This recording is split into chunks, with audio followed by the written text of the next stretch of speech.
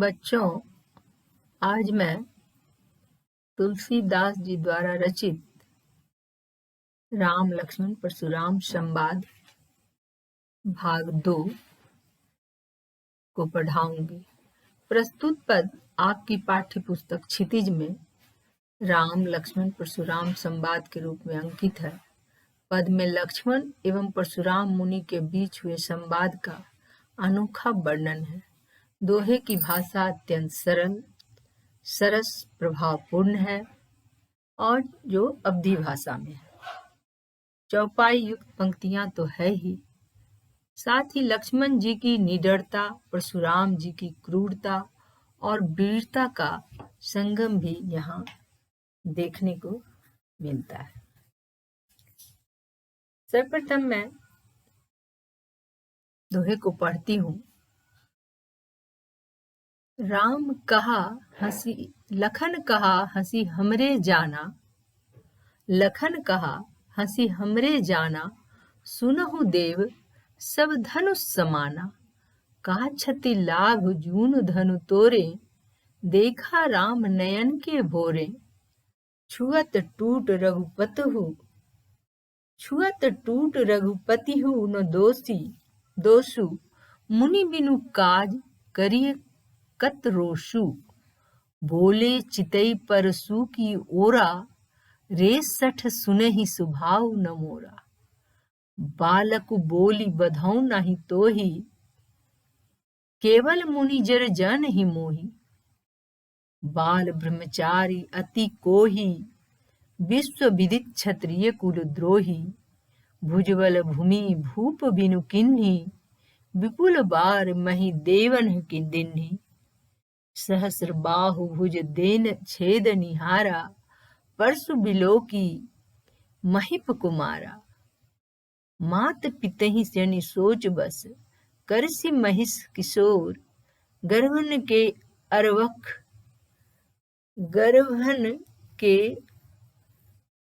अर्भक दलन, परसु मोर अति घोर।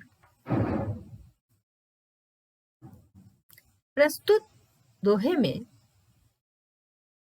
लखन जी कहते हैं हंसकर, लखन कहा हंसी हमरे जाना। आपने पहले पद में तो पढ़ा कि किस तरह से धनुष को टूटने से परशुराम जी बहुत क्रोधित हो जाते हैं और सभा में पहुंच जाते हैं। वहीं से ये संवाद शुरू हुआ है और उसके बाद ये दूसरी पद में आइए। लखन कहा हंसी हमरे जाना, सुनहु देव सब धनुष समाना। लखन जी हंसकर कहते हैं, लक्ष्मण जी हंसकर कहते हैं कि हे देव अर्थात परशुराम को कह रहे हैं, हे देव, मैं तो यही जानता हूं कि सब धनुष एक समान है। का छति लाभ जून धनु तोड़े, एक धनुष को तोड़ने से क्या लाभ और हानि की बातें तो मेरे समझ में नहीं आता है।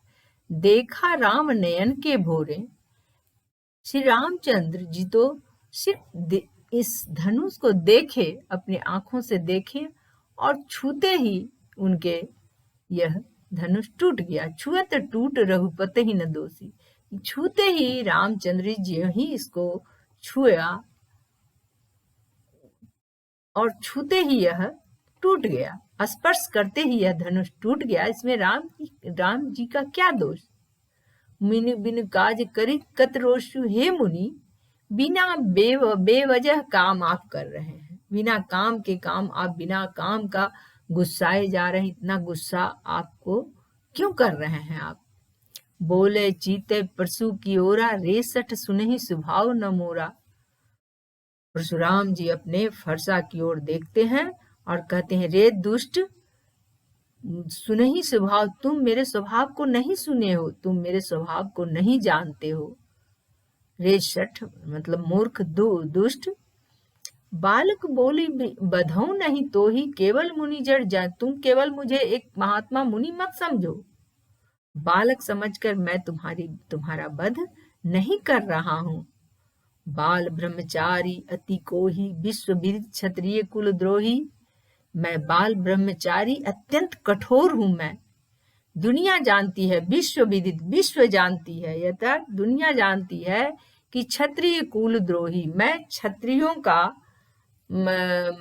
क्षत्रियों को मैं देखना नहीं चाहता हूँ, मैं उससे विद्रोह करता हूँ। भुजबल भूमि भूप बिनु किन्नी, दुनिया जानती है कि मैं क्षत्रिय नाशक हूँ।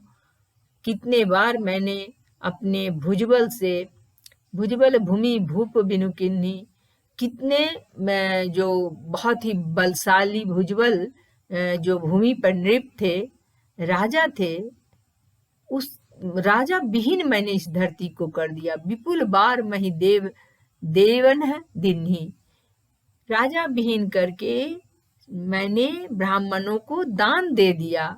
सहस्र बाहु भुज छेद निहारा, परसु बिलो की महिब को मारा। सहस्त्र बाहु भुज, ये सहस्त्र बाहु भुज, तुम इस फरसा को देख रहे हो, इससे मैंने बहुत बार मैं इस धरती को राजा विहीन कर दिया था। इसलिए इस फरसे को देखो हे राजकुमार, इसको निहारो।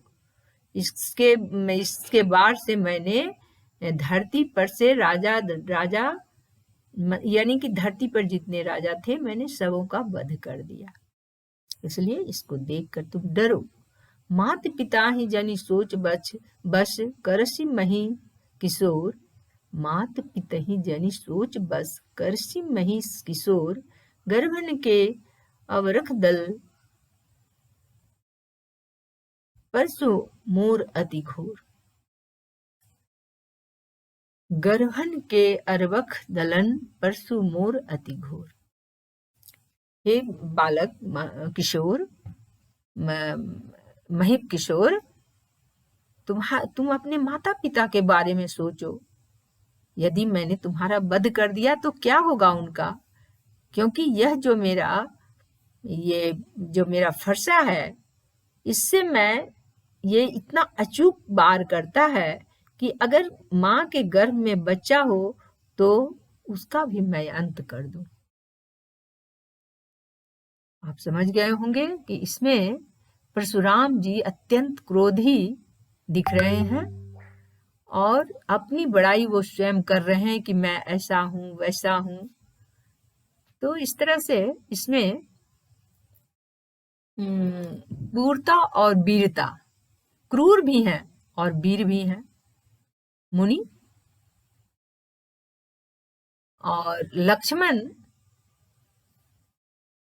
यदि वीर है, क्रोधी तो वो है, लेकिन इसमें वो एक सीमा में बंधे हुए हैं। वो उनका आदर भी कर रहे हैं मुनि को।